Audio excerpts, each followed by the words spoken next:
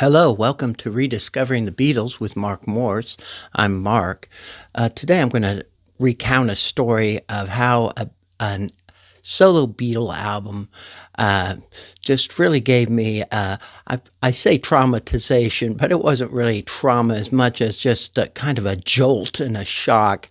I wanted to recount this story because I'd seen another YouTuber, Beatley Tone, had created this tag, 2024 solo Beatle tag. And I don't have a robust enough collection of solo Beatles work yet to really participate in that. But the first question reminded me of a story that I wanted to tell. So I'll link to Beatley Tone's solo Beatle tag in the description, so you can participate in it if you wish. It's a really good tag. I just don't have enough solo Beatles right now to make a go of it. I was probably in 5th or 6th grade, and I hadn't started buying my own Beatle records yet. I was listening to my brother's Beatle records, and I was primarily listening to stuff like right around Sgt. Pepper's Magical Mystery Tour, maybe Yellow Submarine. I was listening to that kind of stuff. I had a brother-in-law who lived just a block over, and I would go over there all the time and visit my brother-in-law and my sister, and we would listen to records a lot. And he was part of one of those record clubs. You might remember these. This would have been in early to mid 70s. But you pay a penny and they send you like 12 albums or something crazy like that. Well, he was in that, and he'd gotten John Lennon's Plastic Ono Band album. And he played it and he didn't like it. I had not heard it, of course. He said, "Do you want this?" And I said, "What is it?" And he says, "This is one of the Beatles after the breakup. It was John Lennon." And I knew Lennon and McCartney were the big Beatles. So I'm like, "Oh, yeah, sure, I'll take it." And I was thinking, this was going to be a melodic Beatlesque album. I should mention that my brother-in-law was also the same guy who took me to The Exorcist when I was like 11 or 12, and which really did traumatize me. So I should have been suspicious. But anyway, I get home with the record, and I take it to my room, and I'm all excited about it. And I start to play it. And remember, I am used to Beatles songs like When I'm 64, Penny Lane, Strawberry Fields, Yellow Submarine, stuff like that, kind of lighthearted, fun songs. And that's kind of what I was expecting. Right away, I knew something ominous was up because, it starts off with Mother, and it has that, it sounds like a gong or a bell. It just sounded ominous to me. Let me tell you what, I wanted to go over some of these lyrics. So I'm used to lyrics like, we all live in a yellow submarine, or love is all you need, that kind of stuff. The song that I think just really just shook me was I Found Out. And so this is one of the lyrics that just like grabbed me.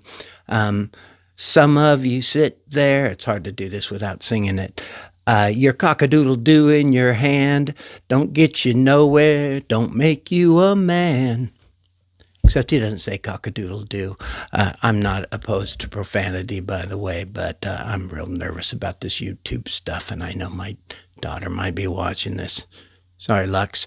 But that was a far cry from what I was used to and what I was expecting. And then in Well, Well, Well, he sings, I took my loved one out to dinner so we could get a bite to eat. And though we had both been much thinner, she looked so beautiful, I could eat her. And just the innuendo there, I'm like, what am I listening to? This doesn't sound like the Beatles. I did. I did like Working Class Hero, but even then, um, I didn't even know you could say the F word in a song. And I'm listening to it, keep you doped with religion and sex and TV, and you think you're so clever and classless and free, but you're still effing peasants as far as I can see. I did like the song. I liked the tone of the song, but it was a lot more raw than I had experienced on just about any record. And then when I got to God, you know, and he's going to, all the things he doesn't believe in. And then there's, I should be showing you this record since this is the record I'm talking. And look at this. Looks like a very peaceful cover. You wouldn't think there would be lyrics about cockadoodle doos in your hand and stuff. Anyway, so he's going on in God, and he gets the part, I don't believe in Beatles, and then the dream is over, and I'm like, I'm just getting into the Beatles. The dream can't be over. I always tell people I'm like 1.5 generation fan, but the whole thing was kind of shocking to me. I'm just going to kind of go through this track list. So it starts off with Mother, just kind of Lennon was going through his primal scream therapy, and he was really using this album to really express raw emotion, and more than the lyrics, really, it was that voice, and that, especially in Well, Well, Well, when he's screaming Well, Well, Well, that was just. I think I just sat there with my eyes wide open. Mother, Hold On, nice little song. I found out that was the one that really jarred me. Working Class Hero, I did like that song even then, but I was a little shocked by the F word being in there. Isolation, Remember, Love, Well, Well, Well was another one that it almost scared me. Look at Me, kind of a sweet song. God, that's the one that starts out, God is a concept by which we measure our pain. A little above a fifth grader's head at the time, but what was more disturbing to me was this, I don't believe in Beatles. And then My Mummy's Dead, that at the end.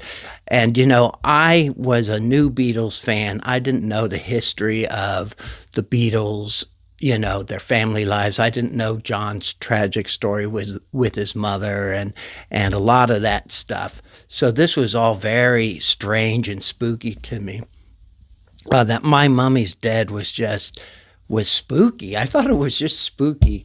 And what's funny about this album is I don't think I played that again. Maybe I'd play Working Class Hero every now and again. The other thing was I had a room upstairs, and people could hear everything I played upstairs. And some of these lyrics were coming out, and I'm like, oh my God, my mom's going to freak out and wonder what the hell I'm listening to. So I was very nervous about that. Anyway, it was such a shock. I've never forgotten the first time I've listened to that album. I'm still a little surprised about my brother-in-law. I don't know what he was thinking, giving me that when I was 11 or 12, but he did take me to The Exorcist. I begged him to, but I was traumatized by that. Anyway, I was just totally traumatized by that. About 3 years later, though, it was probably my favorite album of all time. I love the album. A lot of people place this as Lennon's best album. I put it number one. It's by far the one I listen to the most. I love it today as I have had since I was probably 14 or 15 when I finally decided this was a great album.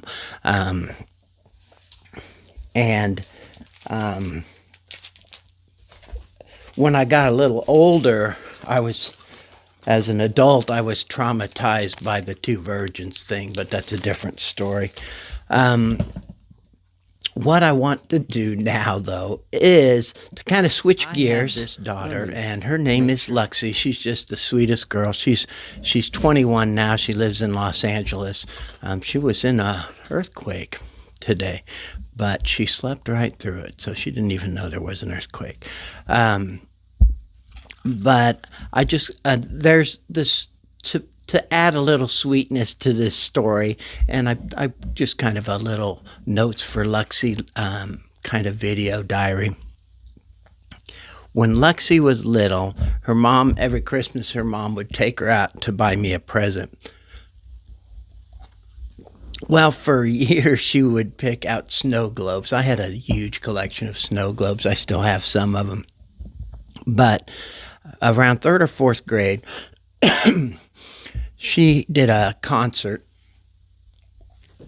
a music concert for school, and she was so excited. She's like, "Guess what? We're doing Beatles songs for the concert." And she knew I loved the Beatles, so I went to see her. And if I have this memory wrong, Luxy, I could be wrong. I thought it was third or fourth grade. It might have been second, or I don't think it was above fourth. I went to so many of those. It might have been the one where I might be confusing this with the one with the kid who threw up on the risers during the show. But after the concert, it was just, they sang stuff like Yellow Submarine. I think Here Comes the Sun, which is Luxy's favorite Beatles song these days.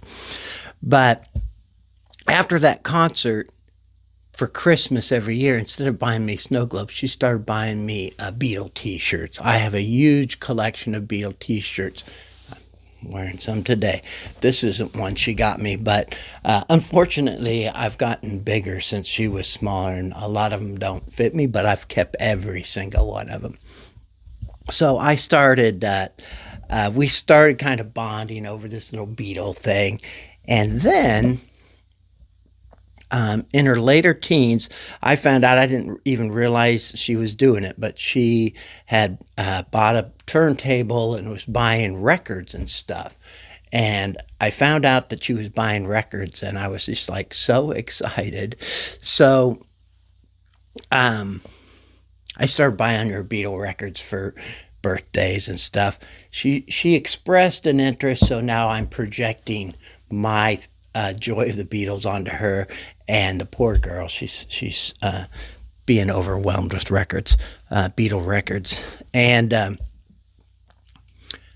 now she lives across the street from two giant record stores in Los Angeles, and so she promises me she's going to bring or take pictures of the records there, especially the Beatles sections, and send them back to me to see if there's anything I want. So I'm looking forward to that. And when she does, I'll post them on this page. I always tell her when I'm talking about my Beatles records, this will all be yours someday. And she feigns excitement, but I know she's already planning, like, how many trips to the Goodwill is this going to be? Anyway, the collection's gotten really big since you've gone to LA, Luxy, so you need to find an apartment with a lot of room. Anyway, those are my Luxy stories I wanted to share with everybody as kind of a sweetness to the trauma of Plastic Ono Band. And that's all I have today. Thanks for listening, and I will see you all again soon.